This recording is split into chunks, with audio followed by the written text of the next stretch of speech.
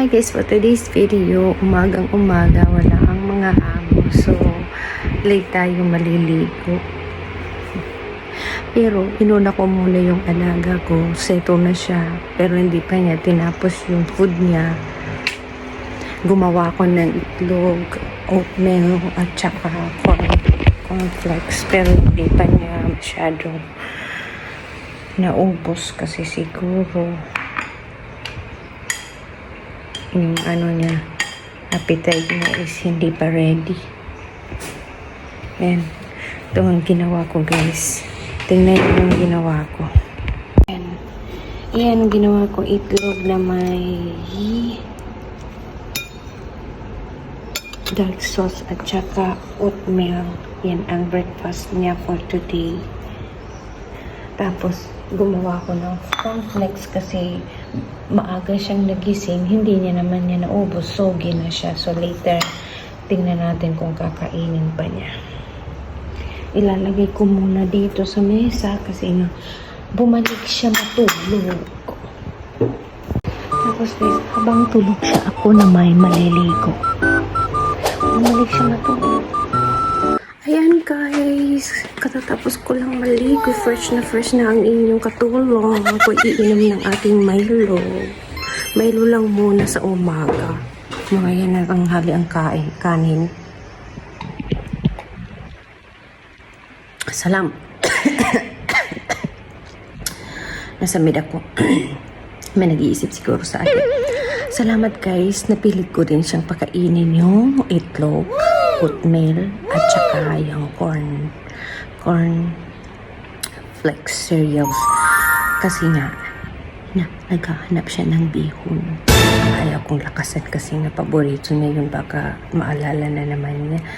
Gustong gusto niya yung bihon. Kaya inom na lang tayo ng Milo. Doon siya natutulog na naman kasi nga ayaw niyang maglakad. Kasi sabi ko sa kanya, after your medicine, aalis tayo, paglalakad tayo for exercise, then come back.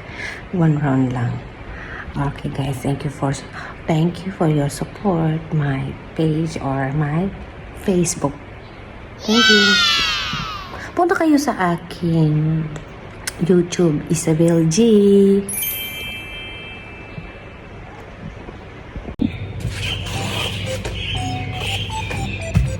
Maghahanda tayo ng kanyang gamot.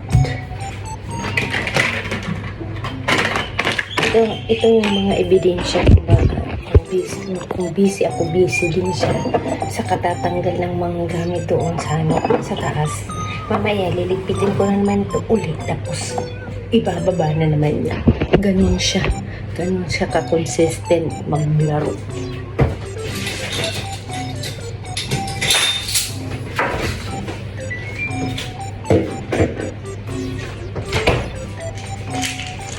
Ang major gamutan niya is yung pampakalma lang at saka yung para sa epileptic at saka para sa tremor niya.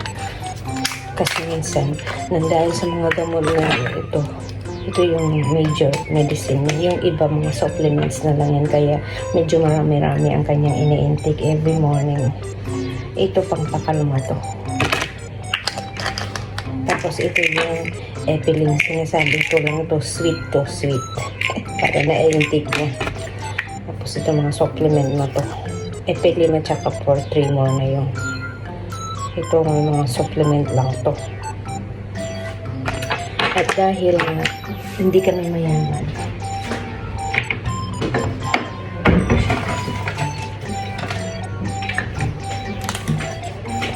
high inflation, so ang gagawin ko, dati ayaw nila to pero I have no choice, gawin ko. Dinidikdik ko siya para maging powder kasi malaki yung tablet na hindi niya malunok.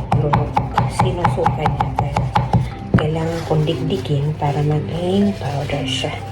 Dati ayaw nila to kasi ayaw nila ng tissue. Masasama daw yung tissue.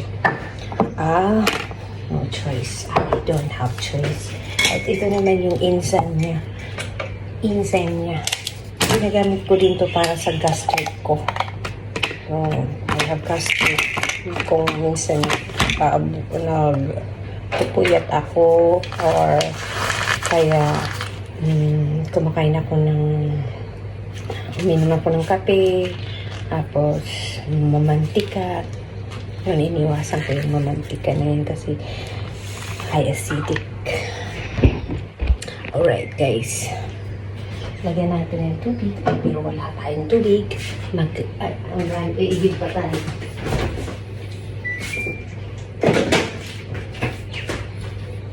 Kasi ating lahat ngayon. Wala tayong katulong. Ako ang katulong, ako ang lahat ang katulong. Ayan guys, prepare natin to para sa kanya. Alright guys, dito lang muna tatapusin ang ating video. Sa susunod naman na video, tayo ang pipisi-pisi ko. Don't forget to like and subscribe my YouTube channel, SLG. Thank you very much. Bye. Kakain ako.